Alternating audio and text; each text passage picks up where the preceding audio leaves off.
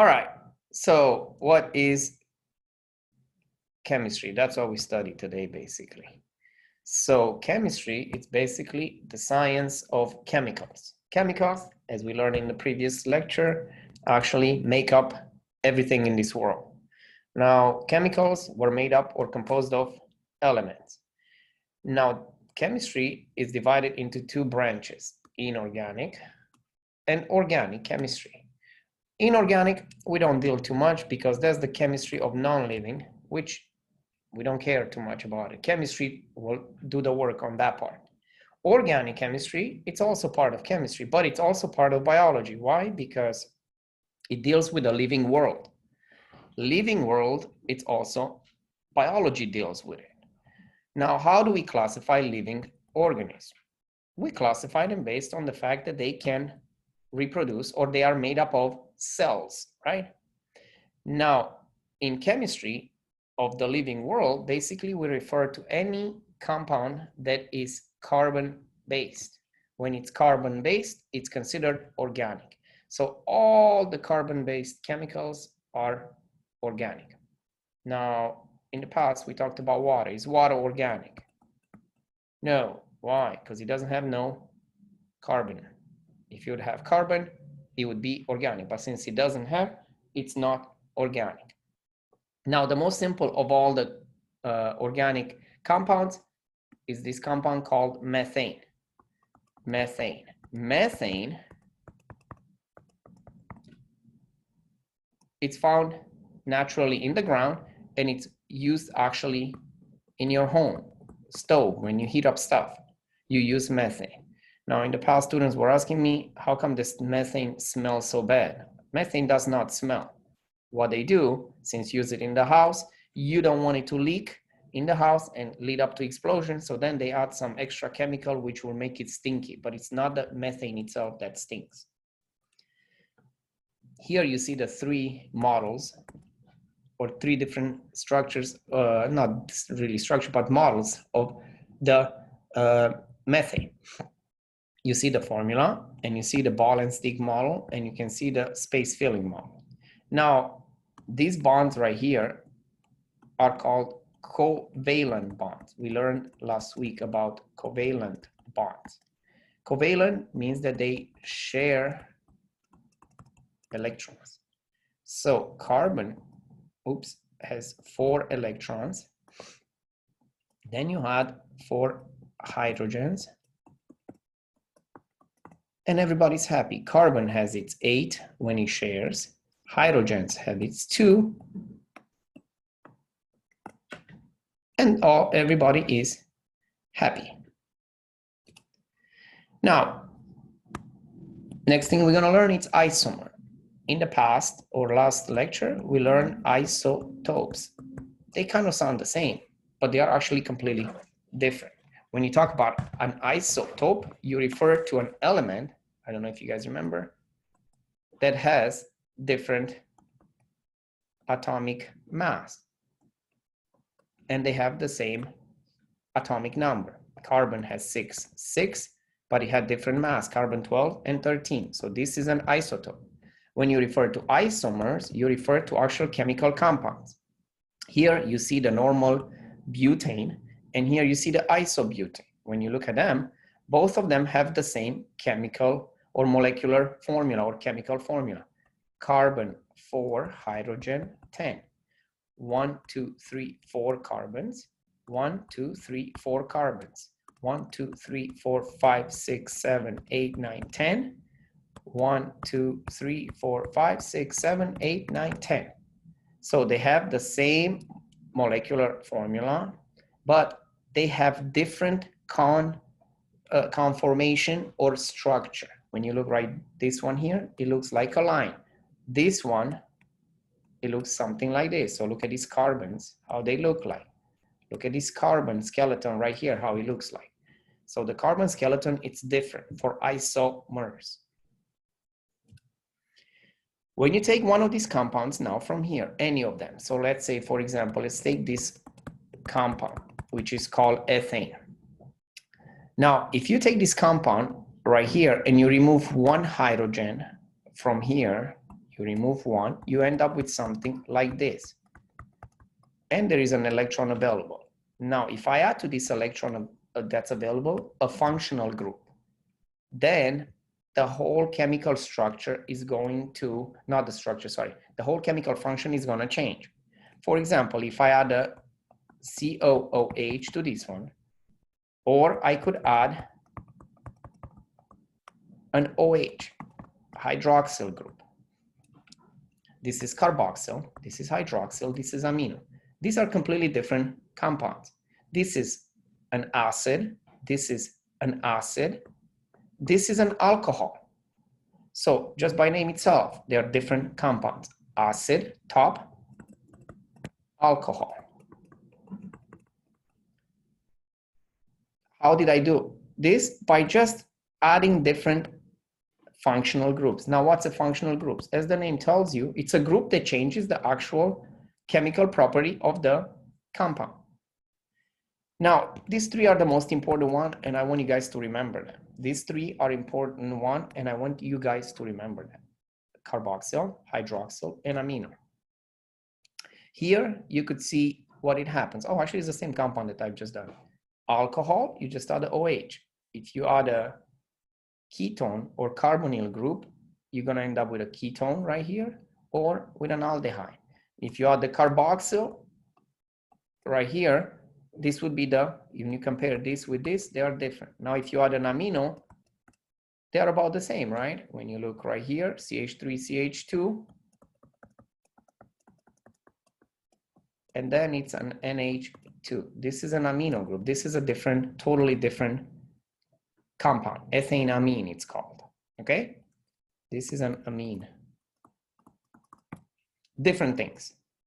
By just changing, if you look right here, the only thing that I added to this same compound there, or the same chemical formula, all what I did, I just changed the functional group, and that changed completely the chemical. Now, to show you quickly a difference in real world, sex hormones. Sex hormones are very important. Now, there is two types of sex hormones, male and female. Now, examples of male hormones, sex hormones, is testosterone. Examples of female hormones are estrogen and progesterone. Now, when you look at the compound that makes estrogen and the testosterone, they look about the same. Both of them are steroids, natural steroids. Now, when you look, they look about the same all the way here. Here, just very little is changed. An extra hydrogen, and you lost a methyl group right there. Now, when you look, they do completely different things. Don't even have to look at these two lines. You look at a male and a female, human male and female, and you notice that there is a big difference between male and female.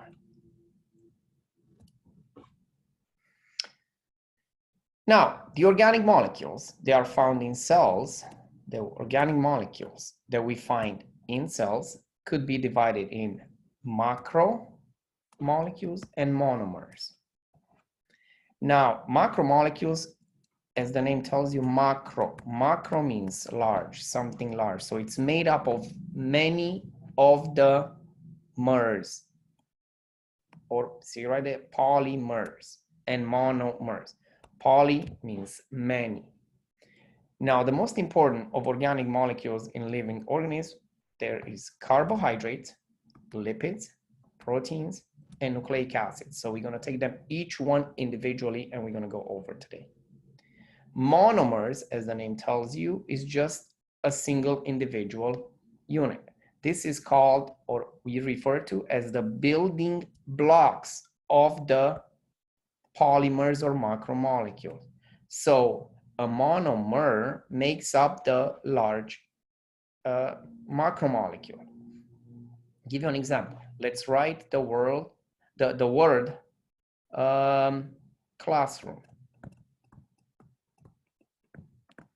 If it was a living organism, this would be called a polymer or macromolecule. If you want to break it down in the letters itself, each letter individually that makes up the macromolecule will be a Mono, because it's one. We take one at a time. Monomer. So this is a polymer. Individually, it is monomers. Now, monomers, we call them the building blocks of macromolecules, as I mentioned earlier.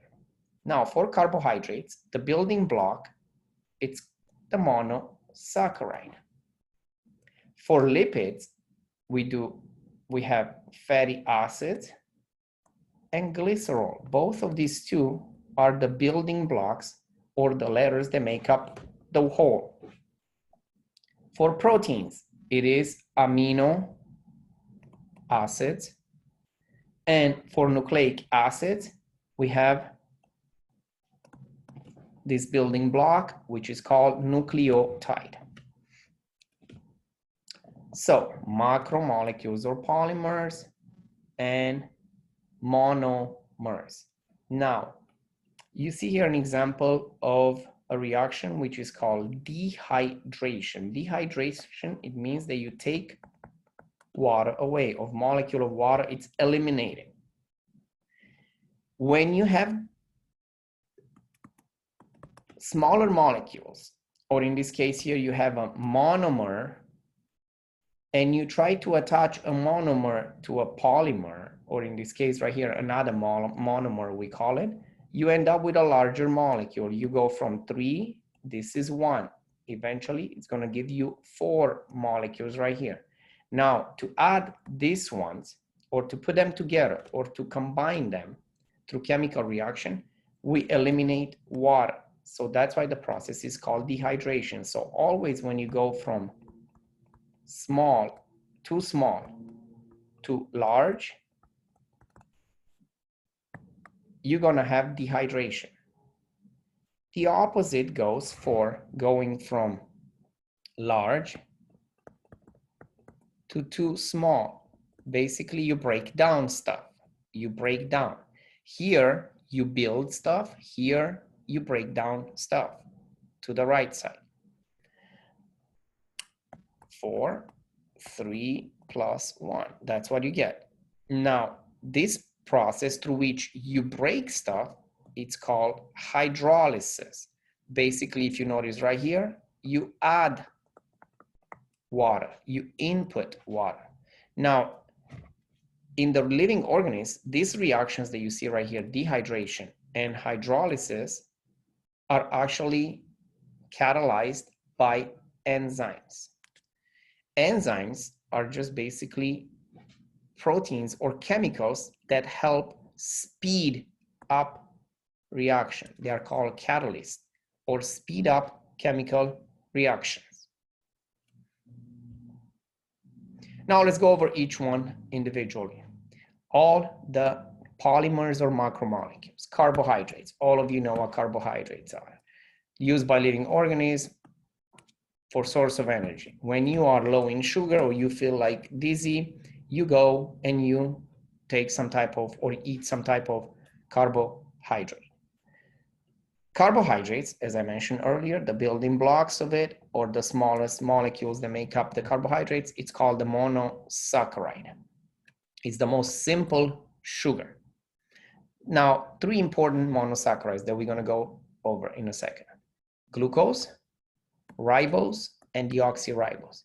This one, we're going to touch them up when we talk at the end about nucleic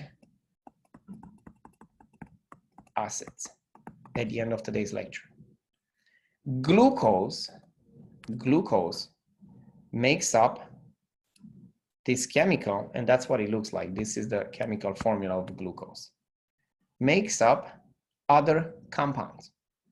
For example, maltose, it's made up of 2 monosaccharides, so it's called a disaccharide. One of them, it's glucose. The second one, it's glucose.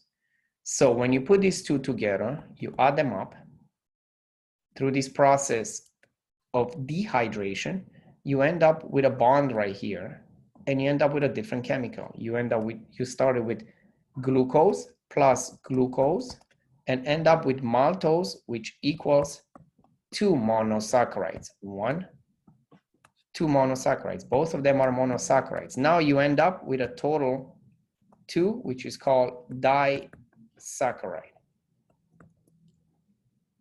At the bottom, you also see the molecule of sucrose, or the table sugar. Table sugar, it's also a disaccharide, and it's made up of glucose and fructose. When you combine fructose with glucose through the process called dehydration, you end up with sucrose. To break down sucrose to fructose and glucose, you would have the opposite, which is, oops, right here, which is hydrolysis. So through hydrolysis, you break down these molecules, the disaccharides, into smaller ones. Through the process of dehydration, you make up the molecules there. Any questions? Now, an example right here that you guys see, maltose, it's used to make alcohol. Why is maltose used to make alcohol? Because maltose is made up of glucose and glucose. Yeast is the living organism that's going to break down maltose into glucose through the process called what? Hydrolysis. And that's why you end up with a bunch of glucose molecules, which are used by the yeast to turn into alcohol. Any questions? No. Okay. Glucose also makes up a bunch of other polymers. Polysaccharides are basically many monosaccharides together. There is compounds in nature besides, we call them generally termed carbohydrates, but we call them in science polysaccharides also. Now, as the name tells you, poly means many monosaccharides or polymers, okay? Starch is the first polysaccharide. Starch is found in plants. Now, example of plants that contain starch are potatoes and rice. Both of them contain starch. So starch is basically this compound, as you see right here, that contains many glucose molecules. You see how many glucose combined right here? Now, through what process you go from glucose to starch? How do plants build starch? They basically produce glucose first, plants, and then keeps binding many glucose together, end up with starch. Second polysaccharides, it's called glycogen. Now, glycogen is found in animals. This is how we store in our body glucose. When your body needs glucose, and you haven't had food, it's looking for glycogen. Why is it looking for glycogen? Because that's how glucose is stored in the body. Now, the molecules of glycogen we store mainly in the muscles and liver, and a little bit in the kidneys we store. But liver is the one that actually, processes the glycogen. Also, in the muscles, we have glycogen because your muscles need immediate fuel when you do running or you do any type of exercise. Now, this is how the molecule of glycogen looks like. Look at starch, look at glycogen. They look differently a little bit, right? So both of them are polysaccharides, but they look, structurally speaking, they look different. The last two, cellulose, which all of us know that it's part of the cell wall of plants. Cellulose, it's part of the cell wall in plants. That's the hardest part in the plant. And chitin. Chitin is another type of polysaccharides that is found, you had shrimp, or you had crab, or you had lobster. Actually, the hardest part, that really hard part that makes up the shrimp has that little skin-like structure. It's called exoskeleton. The hardest part that we usually peel. that part is made actually out of carbohydrate or polysaccharides, which is called chitin, not chitin, but rather chitin. Now, quickly, let's see, what is high fructose corn syrup and why is it to blame for obesity these days? All of you probably drink Coca-Cola or Coke or Pepsi or other beverages. Most of the beverages in the United States in the past, and even these days, to this day, they do still most of them. But most of them transition now to actually cane sugar, contain high fructose corn syrup or HFCs. Now, what is the problem with that? This high fructose corn syrup, it basically contains a lot of fructose. It's a sugar that contains a lot of fructose. Now, why do they use fructose? Because fructose, it's way sweeter than glucose, way sweeter than glucose. So if you would taste at home, if you would taste maltose and sucrose, you would notice that sucrose, the table sugar, is actually very sweet. But if you taste maltose, it is sweet, but definitely not even close to sucrose. So in our drinks, they try to make it as sweet as we like because we have the sweet tooth for chocolates and all the good stuff. So what do? Okay, let's put a bunch of high fructose corn syrup and people are gonna buy it. The problem is what now? Once you put high fructose, you have to rearrange this fructose to turn it into glucose because your body cannot use directly fructose to extract energy, but rather your body requires glucose. Now, to turn fructose into glucose, you would need to consume some energy. And it's doable, and you will never have problem with obesity if you're going to exercise a lot every day. The problem is what? We eat too much and we exercise too little. So your body gets enough glucose from other foods. It gets enough glucose from other foods that you eat. Now, fructose, rather than be turned into glucose, it's going to be stored in the form of fats. Same thing with glucose. Extra glucose that we eat in our diet, above the energy that we expend, it's going to turn into fat. So these two turn into fats. It's kind of like this, guys. If you drink enough water and there is water around, extra water, what are you going to do? Are you going to keep drinking it? No. What are you going to do? You're going to store it, right? For later. The same thing right here. If I have enough glucose, why would I turn fructose into glucose? Now, the problem is, once you do this, where fructose, it's too much, it disrupts the normal metabolic function by producing or storing it as fats. Lipids, the next actual macromolecules.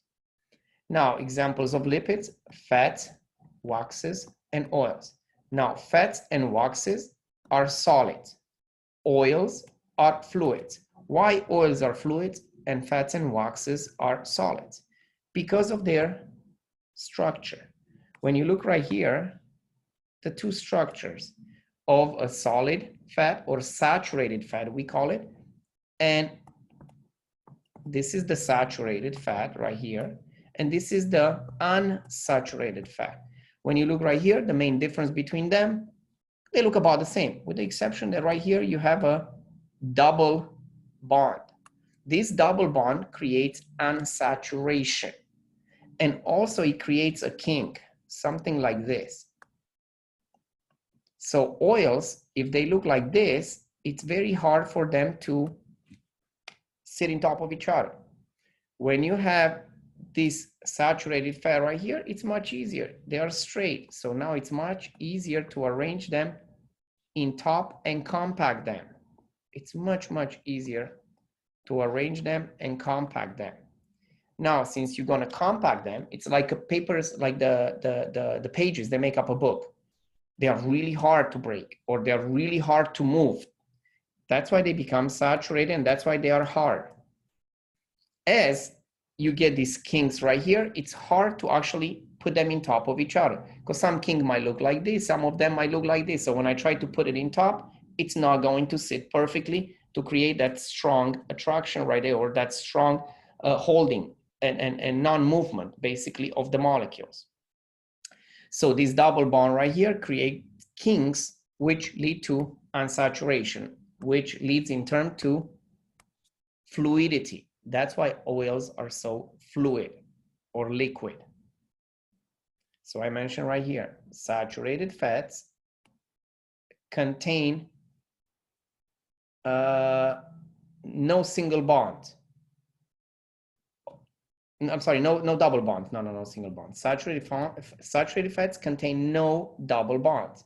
Unsaturated fats contain many, at least one or many double bonds. So that's why these unsaturated are oils, and one that contain only single bonds are going to be saturated. Now, characteristics of lipids. Most of you know, they are insoluble in water. Basically, they do not mix with water, and they are used for energy storage. Look around our bodies. Touch your love handles, your belly, your legs, back of the legs. That's where you have a lot of lipids. That's where your body stores. Now, what's very interesting, probably you guys never knew, but actually because of the sex hormones that we have, that's why males and females have different storages or different parts of the body where the fats are stored. If you are a female, you get a lot of cellulite. Why? Because that's how estrogen directs the fats to be deposited. In males, we have love handles, we call them. Why? Because we have testosterone. Females do not have love handles.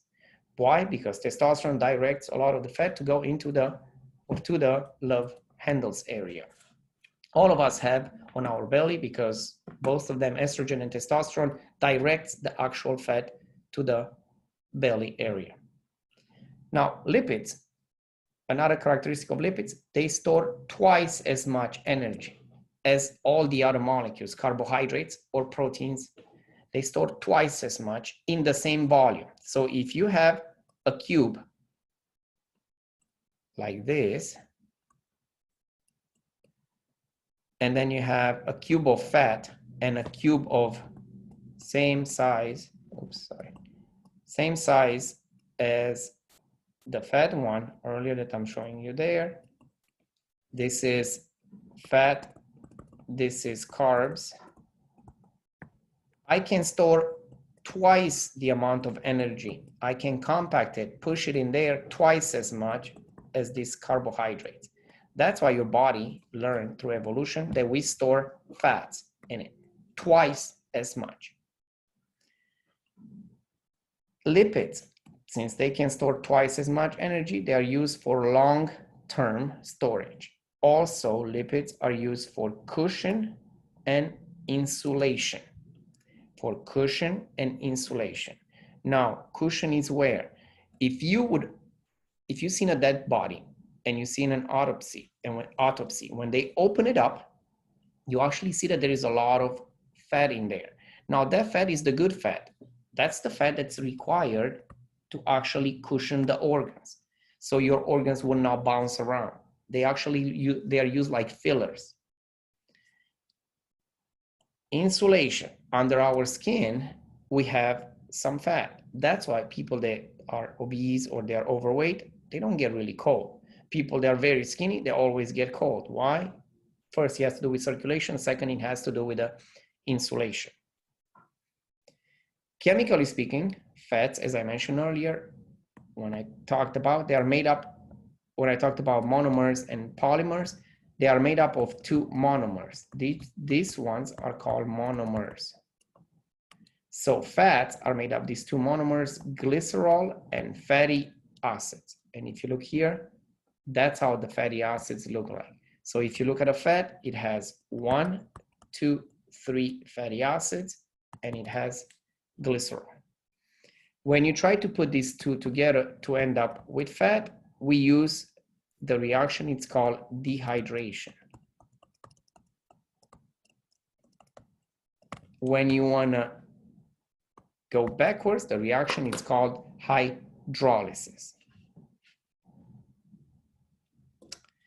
Example of fats in the body, phospholipids. Phospholipids are very, very important in the body. Why? Because they make up the membrane of all the cells. Now, a phospholipid, it's actually a double layer. It's called phospholipid bilayer. A phospholipid makes up the cell, which is a bilayer. Bilayer, it means what? Bilayer, it is actually two layers. 1, 2. So you have two phospholipids facing each other. Now, if you put two phospholipids, as the name tells you right here, if you break it down into phospho and lipids, it has two parts. It has a lipid part and a phosphate part. This phosphate right here, it's hydrophilic, and this part right here, it's hydrophobic. Hydrophilic, hydrophobic. Hydrophilic means hydro, water, philia, love. So it loves water. Hydrophobia means it's afraid of water. So if you notice right here, this lipid, this phospholipid, faces another one. Now, how do they face? These parts right here, which are the actual fatty acids or the hydrophobic parts, they face each other. The hydrophilic part or the phosphate head, it's facing the outside of the cell or the water. So if you look right here, this phospholipid, it's made up of the phosphate or the hydrophilic part and the two tails, which are the hydrophobic parts. Hydrophobic parts face or they are attracted to each other because they are non-polar, and hydrophilic parts are attracted to water because they are hydrophilic. Is that clear? Or polar. Now, that's how basically the cells are formed. The cell membrane, not cell, sorry, the cell membrane. Steroids are also lipids. They are lipids. Now, steroids are required in the body. Sex hormones, other hormones are actually considered steroids. Now, what's a steroid? A steroid, basically, it's a molecule, as I was showing earlier. Let me see it right here when I was talking about molecules, that has this structure. It has these rings right here. That's called basically a steroid. Now, oops, right here, the steroids right here could be the natural one, or the most important steroid in the body, it's cholesterol. Cholesterol, basically, it's very, very, very, very important. Why? Because it helps with the increasing the structure of the cell membrane. So basically, this cholesterol sticks somewhere here inside to give rigidity to the actual cell membrane. Also, cholesterol, it's used to make or to produce or to synthesize sex hormones. Now, we also have bad steroids, or we call them anabolic steroids. Now, what is anabolic steroids? Anabolic steroids are basically synthetic variants. Variants means what? They look like, but they're not exactly the same, of testosterone. So these synthetic variants, what they do, they look like testosterone, but they are not exactly. Now, why do they change that? The chemist, why did they change that? Or biochemist or biopharma industry, why did they change that? Because people that take anabolic steroids, usually they grow big, right? They make their muscles. The muscles grow much bigger, like this guy right there. How is that possible? Basically, these anabolic steroids are different than the natural one because it takes longer for the body to break down, so they persist in the body. They're going to be found inside the cell, and they basically express or produce the protein to make up the muscle. for longer periods of time. And that's why these people get these muscles like this. Now, anabolic steroids are very bad. Why they're very bad? Because they can lead to liver damage or eventually to cancer.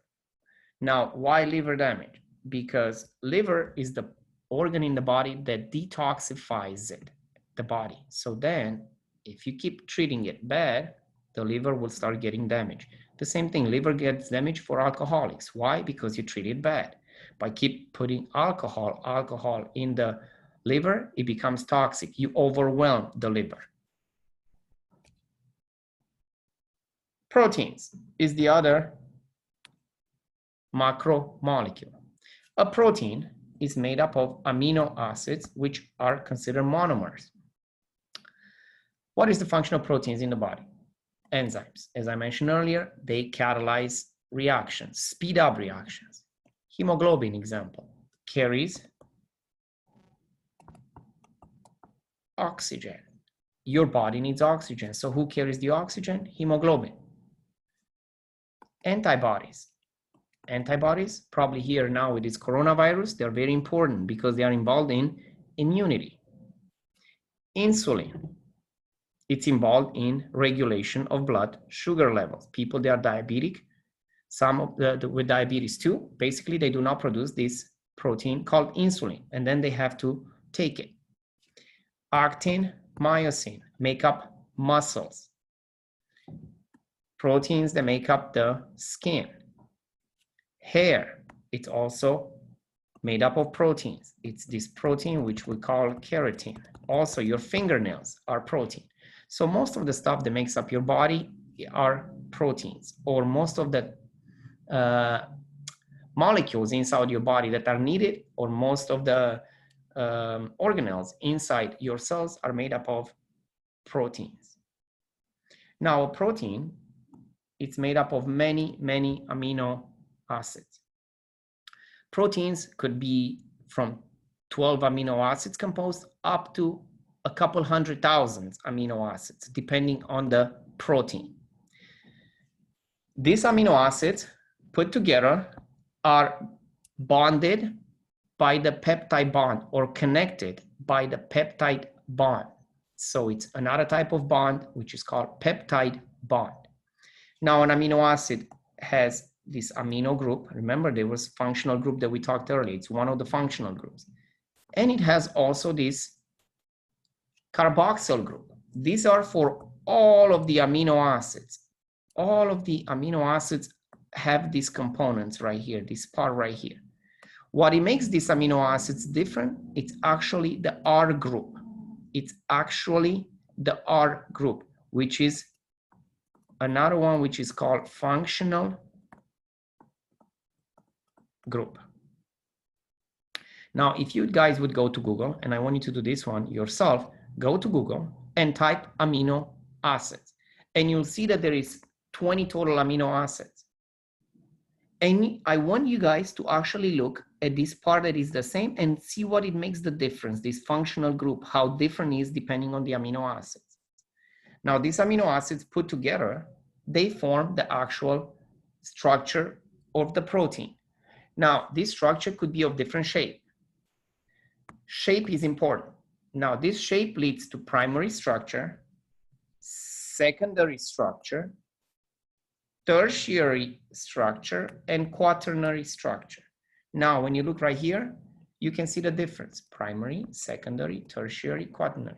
Primary, it looks like a thread and you put beads on it. That would be the primary structure.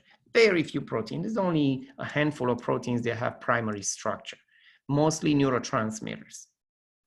Secondary structures are basically of two types, helix and pleated sheets. Now, a helix, it's basically what? A helix, it's actually a spring structure. So a secondary structure of a protein, it's a helix. A pleated sheet, it's basically like a folding piece of paper or a pleated skirt, one that has pleats. That's how basically the protein fold if you have a secondary structure. For tertiary structure, they form already a tridimensional structure, but there is a single or a one subunit. You see how it looks like? This is a combination of secondary structure and primary structure right here. When they start folding, they take a certain shape, which is called the tertiary structure of the, or one subunit. When you get many of this one, at least two or more subunits, you end up with the quaternary structure. Now, when you look at this protein right here, I can see 1, 2, 3, 4, maybe 5. I can see 5 subunits there. All these 5 subunits together make up a quaternary structure. Most of proteins in nature are secondary, tertiary, and quaternary. Nucleic acids, it's the other type of macromolecule, or the last type of macromolecule or polymer. There is 2 nucleic acids, DNA, RNA. All of you heard about this. Now, all of us know that DNA, it's the building block of of the body, the building block, or the not really, I'm sorry, it's not the building block, it's the what is it called, the blueprint, not the building block, the blueprint. It's basically on the DNA, that's where we have the actual, on the DNA we actually have the message that makes you look the way you are. RNA, it's like its cousin of DNA, and we're going to learn in a minute. What I want you to start with to understand, it's basically that both of them are made up of these single units called nucleotides, and DNA, it's double-stranded, and RNA is just single-stranded. RNA is single-stranded. Now, nucleic acids, as the amino acids, it's made up of 3 parts. These are more complex, actually, the nucleic acid, the nucleotides. A sugar, so a nucleotide is made up of sugar, phosphate, and nitrogenous base. Phosphate, sugar, and nitrogenous base. Now, depending on the, I don't have it right here, but let's go back here. The sugar could be, for RNA, it's gonna be ribose. The same sugar, DNA, if you have DNA, it's gonna be deoxyribose. So the main difference between RNA and DNA, it's the sugar, it's different. And also they have doubles versus single. And there is one more thing, which is the nitrogenous base. When you talk about RNA and DNA, there is 4 nitrogenous bases. For DNA, you have ATCG.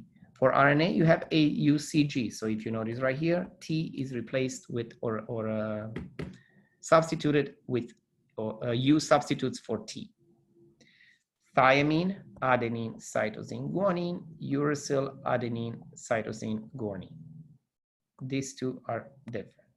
So the 3 main differences between DNA and RNA: double-stranded, single-stranded, sugar, ribose, deoxyribose, and DNA, ATCG, RNA, AUCG. Now, these nucleotides are basically in sequence. And sequence means what? A, T, T, C, G, G, T, A, C, G, C, whatever it is. Now, this, since it's for DNA, what they do, they basically form double strand. To form double strand, basically, these 2 lines, they have to stick together. So they are complementary, we call them. Complementary, not complementary. Complement means I tell you something nice about you. Complement, it means that you match. Now, always you're gonna have A matching with T and C matching with G. So if I have a double-stranded DNA, they're gonna look something like this. And these two, they will attract. Now between A and T, there is always 2 bonds. And between C and G, there is always 3 bonds. Okay? 2 bonds, 3 bonds right there. So remember, always A and T, always C and G or GC. They can never have AC or AG or GT or GA. So one more time, complementary base pairing it's called. You can see it also here. Now DNA, it's a double helix. You always learn about it, and you can see right here. Now, this is the backbone of the DNA. You see strand 1, strand 2. So this is 2 strands. Now, when you look at them, always G binds to C, and then this is what it holds the actual DNA, the double strand together. It's the attraction between these 2 nitrogenous base pair. When you look at the backbone itself, you can always see phosphate, sugar, phosphate, sugar, phosphate, sugar.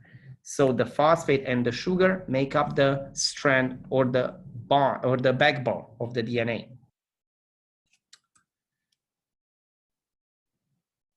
Now, what is the relationship? Because there is a relationship between proteins and nucleic acids.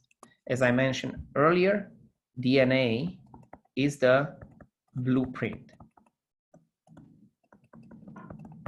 Blueprint, basically, it holds the message to make you look the way you are. Now, as I mentioned earlier, my hair is not DNA. My skin cells are not DNA. My liver is not DNA. My other proteins in the body are not DNA. So how do I get to DNA to hair? From DNA to hair. To get from DNA to hair, remember, it's a protein. So how do I get from DNA to protein? I have to basically read the message and then turn it into protein. Now remember, for the DNA, there is 4 nucleotides. I have to turn it into protein. Protein is made up of amino acid. So I have 20 amino acids that make up the protein. So to go from DNA to protein, I'm going through some intermediates right there. Now, that's a problem right here, because DNA, as I mentioned earlier, has molecules or has the nucleotides that look something like this. Now, what it happens, if I have a nucleotide here that it's replaced by something else, for example, AAG, TAAGG, it happens sometimes. When your body makes copies of this DNA during cell reproduction, it could make certain mistakes. That's why we end up with cancers and bad diseases, because of the mutation. So if you substitute this C in here for a G, now you got a mutation. Now this mutation basically turns out to mutate the final product from DNA, it's protein. And here you have an example of an actual mutation. Here you see the regular red blood cells. That's how normal people red blood cells look like. At the bottom here, you see this crescent structure, which is called, or it's found in people with sickle cell red blood cells. Now, sickle cell red blood cells, they're actually sticky red blood cells. So it's not really good, but it's an advantage in a part of the world, in Africa, where malaria is widely spread out. About 45% of the population in Africa actually has sickle cell. Why? Because it helps them survive. By helping them survive, they reproduce. By reproduction, they actually pass on the mutation onto the next generation. Now, is this good? Is this bad? Yes, if you're in Africa, it's good. If you're in the United States, it's not, because these sickle cell red blood cells are a little bit sticky. And then they start sticking to each other and you form clots, and it's not really good for us. But what is the relationship between proteins and nucleic acids? Basically, I start from this mutation right here, this replacement right here, and I end up with the final product, which is the red blood cells. Now, when you look here, the difference between normal hemoglobin and sickle cell is just one amino acid. It's different. Just one amino acid, and look what a big difference is between them. Look what humongous the difference is. Just one single mutation can lead to this type of red blood cells. Now, sample exam questions. I want you guys to go over these ones and try to answer them yourself. And then if you have any questions, at the end of the day, you can email me, or next time when we have the lab, we can talk about it.